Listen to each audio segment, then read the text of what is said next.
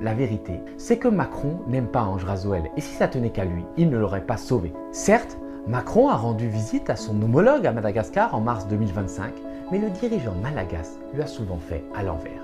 Déjà, Razoel s'est rapproché depuis 2018 des Russes. Ensuite, il a refusé de laisser s'installer une base militaire française au nord de Madagascar, à Diego Suarez. Et puis, il y a l'épineux dossier des îles Éparses que la France refuse toujours de décoloniser. Le conflit des îles Éparses est ravivé par les discussions entre la France et Madagascar. Les présidents Emmanuel Macron et Andry Rajoelina se rencontrent à Paris ce lundi dans le cadre d'une commission bilatérale pour discuter de l'avenir des 5 îlots inhabités de l'océan Indien.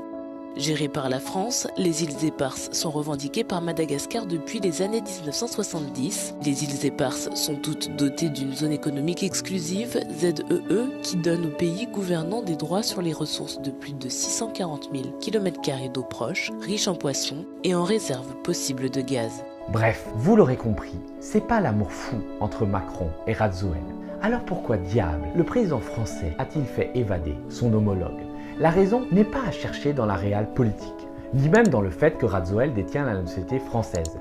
La France n'avait absolument aucun intérêt à sortir de son pays un autocrate décrédibilisé qui s'était rendu coupable d'exactions et qui de toute façon allait être renversé. Si on veut comprendre la raison du sauvetage de Razoel, il faut plutôt chercher une explication dans les liens obscurs et occultes qui lient tout ce beau monde et qui lient la France à Madagascar.